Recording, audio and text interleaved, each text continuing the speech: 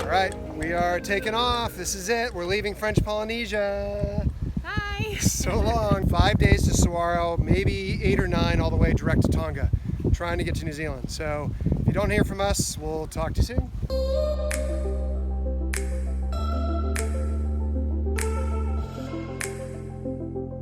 Okay, this is it. This is the big departure. We have been waiting, I've been waiting to leave French Polynesia for months and months and months. Once we get down to New Zealand, we will finally be kind of back on track on our previous voyage. So we're gonna run for it. It's a little confusing why we're doing this right now. Why would we be going into cyclone season with our family? Right now, Cyclone Sarai, which is basically a hurricane, is south of us. And with that, it's pulling all of this wet air south and the easterly trades are filling in. So we have a beautiful weather window right now to get to Saguaro easily. We might even get to Niue, or we might even get all the way to Tonga. So that could be 5, 7, 8, 9 days total. So we're going for it. We're taking this weather window and we're gonna try to get to Tonga as quick as humanly possible. And then we'll need to wait for the right weather window to make that final jump to New Zealand. So this is the big one, the big leg. If we can get this done now safely, we'll be great. And it looks like we have phenomenal weather. So this is it. We are motor sailing out on our way. So wish us luck.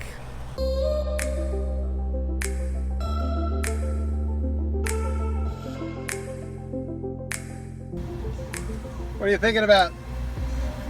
Taking a long look at land. Just taking a long look at land. Yeah, that's a good idea.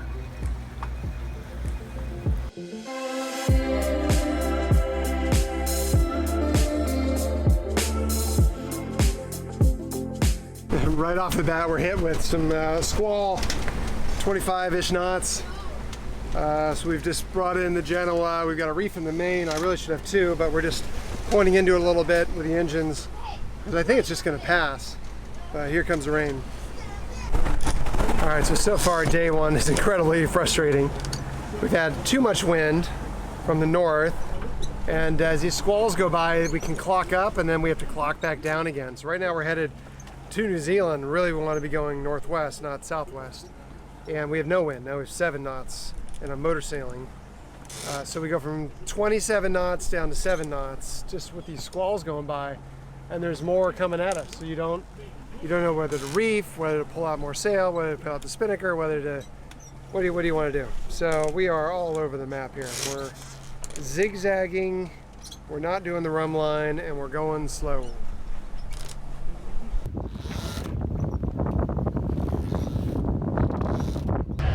So Haley yelled, fish on, and we had a little tiny skipjack on this rod.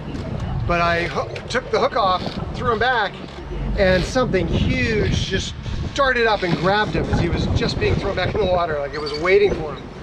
And it was a huge spearfish, bluefin, I don't know what it is, bluefin, huge, we'll have to look and see what it is, pretty big fish.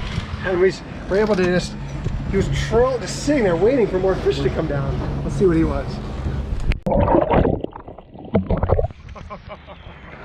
Look at that thing. Okay, help me figure out what he was. What was this guy? Here we go. All right, what kind of tail did he have? He had like a small fin. He might have been a long-bill spearfish. But he had like the white tail. He had a crazy clear tail. Maybe it was a blue marlin. It might have been a blue marlin because he had a short little stubby thing right there, right? I think it was a blue marlin, which can be 1,800 pounds. That's crazy. Okay, so it was a blue marlin, we think. Huge one, maybe 6 feet long, I think. He was big. It's pretty cool to see him just kind of hanging out. Like he's done that with fishing boats before. He knows that they're going to throw something back. So, see what else we catch. Okay, day 1 comes to a close, and we hooked a few things, but nothing on board.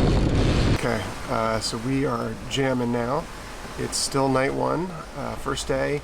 It's about midnight, and the wind was kind of like 10 to 12 knots. Now it's jumped to 16 to 17 knots, which is right at our first reef point. And we're jamming. We're going 9 knots, 8.8 right now, sustained. The problem is we're going 9 knots up into those waves that are coming at us. So the boat has become suddenly quite, lurchy up and down in terms of motion. Everyone's trying to sleep. So I love going 9 knots, but we actually might bear away a little bit from the wind. We're at about 60 degrees right now. We'll bear away a little bit, and maybe the boat will become a little more comfortable over those waves, but I love it. Going 9 knots is perfect. Tonight is beautiful, very few squalls, actually no squalls so far, knock on wood, and consistent winds, and right in that perfect sweet spot. So couldn't be happier. Right now we're jamming, we're getting there. Okay, so came up here, eased the sheets, and we went faster. So now we're going over 9 knots, which is amazing. It's not as good for sleeping, but we're moving along. You right, Hale? What's wrong? Where are we? We're sailing. We're going 9 knots. You okay? We're in the passage, remember? Forgot? We're all good, Hale. Go back to sleep. He forgot what we were doing. He's like, what the? Anyway, so now we're like 70 degrees off the wind, jamming at 9.95. It seems a little smoother. I'm gonna keep doing this.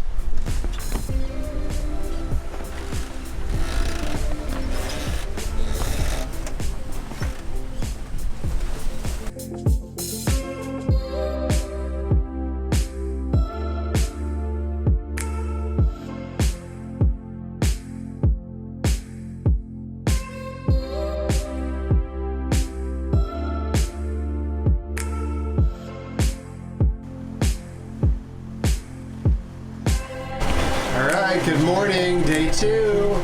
I'm not feeling so good. Good. Kind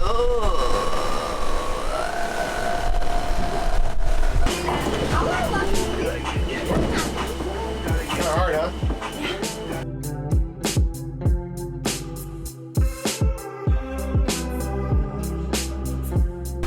All right, so day 2 is shaping up to be beautiful, just beautiful.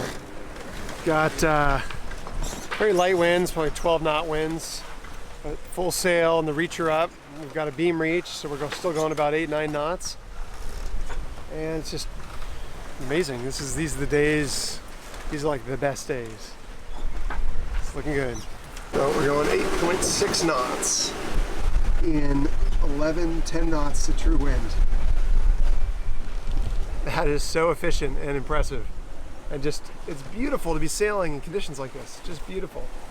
That is amazing. 8.7 knots in 10, 11 knots of wind. It's awesome. I love this boat.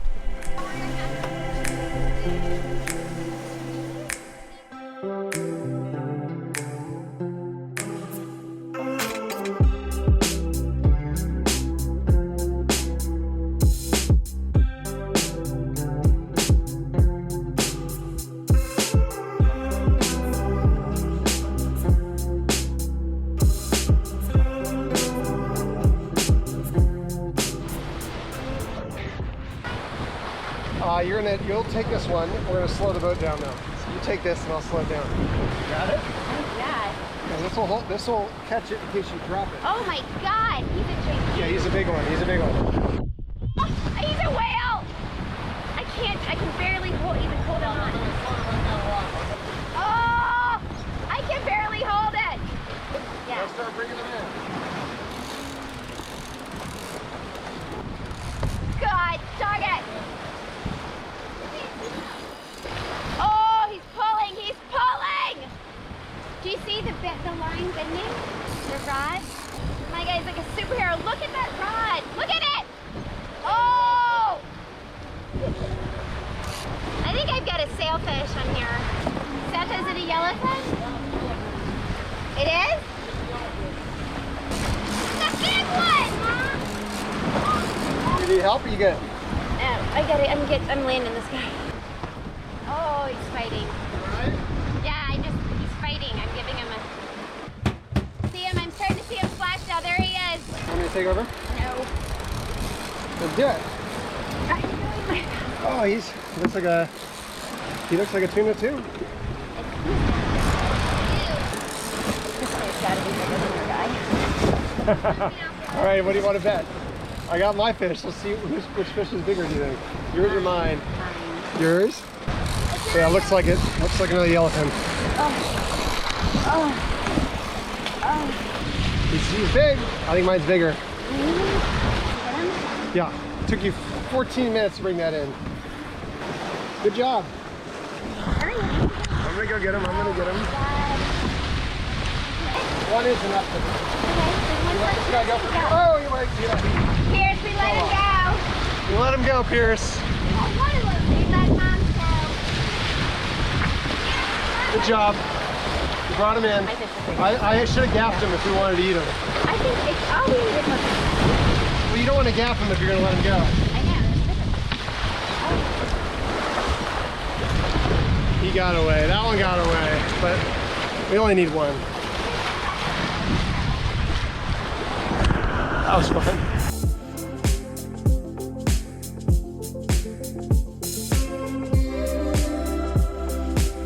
Okay, so it's day 3, really kind of day 2, 48 hours in.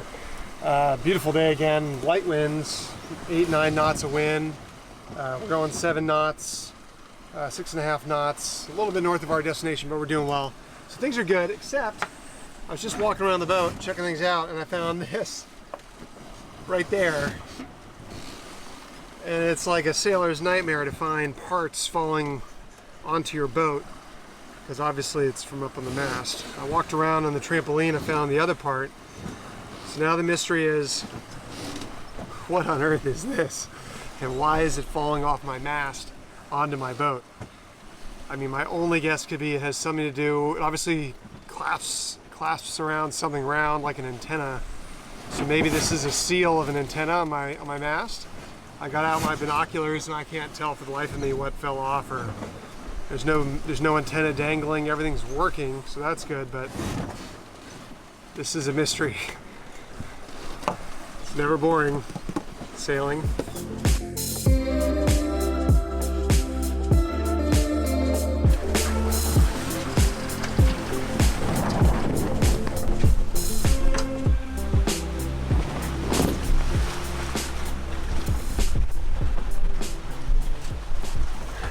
Okay, so it's night 3, and things have really slowed down here.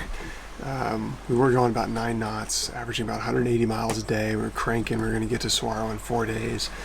Now the wind has just died and switched to the east, so we can't keep it on the beam anymore. Now we've got to run with it, and with these big swells from Hurricane Sarai, we can't keep the boom up. It just kind of flogs around, makes a ton of noise. It's not good for chafe. So what we're doing is we drop the main. We have a reacher only, which is our easy spinnaker sail that we can furl in. So I'll show you that. That's all that we're sailing at all. We're going pretty much dead downwind, and it's a beautiful night. There are no boats anywhere. I mean, we're in the middle of nowhere in the Pacific Ocean, so there's not even airplanes flying overhead. We have not seen a single blinking light or anything human really since we've left Saguaro. So I'm able to get some sleep. I'm sleeping up here in a night bunk, and I've got our AIS alarm with a 20-mile radius. It'll tell us if any boats come by. We've got our radar alarm with a 20-mile radius, so if they don't have AIS, which would be rare out here, we could still pick them up. And the radar also picks up squalls, so if there's rain or anything coming that I need to be alerted about, it'll tell me. So there's really kind of no reason to sit up and look at the darkness. So I'm sitting here, showing my bunk, sitting here, sleeping in kind of 20-30 minute increments and trying to get as much rest as I can, and I'm letting the rest of the crew get a bunch of rest. And it's not fast, but it's pretty nice to sleep at night and have the boat be this calm. I don't know if you can tell or not, but it is really calm and nice. So yeah, it's gonna take us a lot longer to get there. 2 more days and 15 hours according to the GPS. We've got 279 nautical miles to go. So that's what's happening on night 3. Exciting stuff.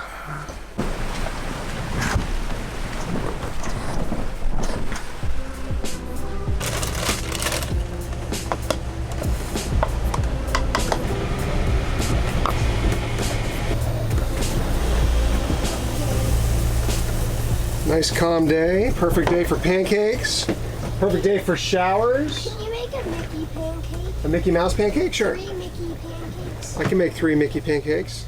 And this time, don't throw them on the ground. Yeah. Don't throw them on the ground. Good. Dad, don't flip them. I did that one. The other one? I know I dropped one, but I'm gonna get better at it. There we go.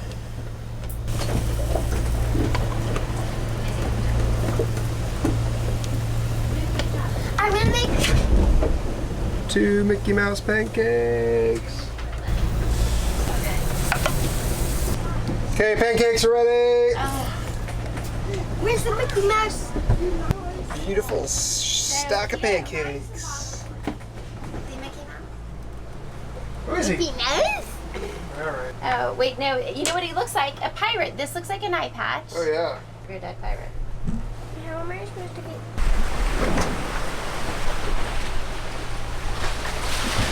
Okay, it's recording. So the fastest point of sail for us right now is wing on wing. We've only got 10 knots of wind, so we actually do this. We go wing on wing with our reacher on the port side and our Genoa on the starboard side. And we basically make a huge sail area for us to go dead downwind with.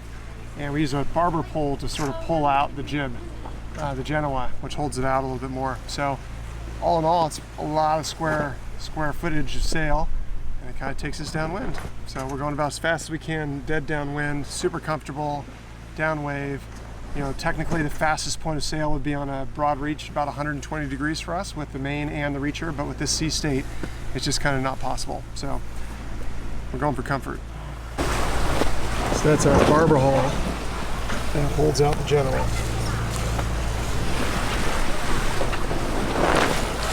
It's like an L, any direction. Yeah. The bishop can go diagonal.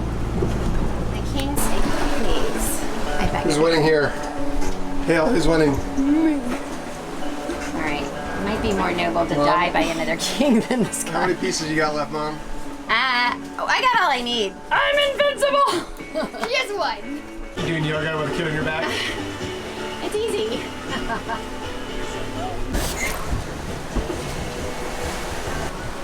Look at our Lego gold. Every single piece of that is Lego. Gold. Hale, I need you to do me a favor and find the other.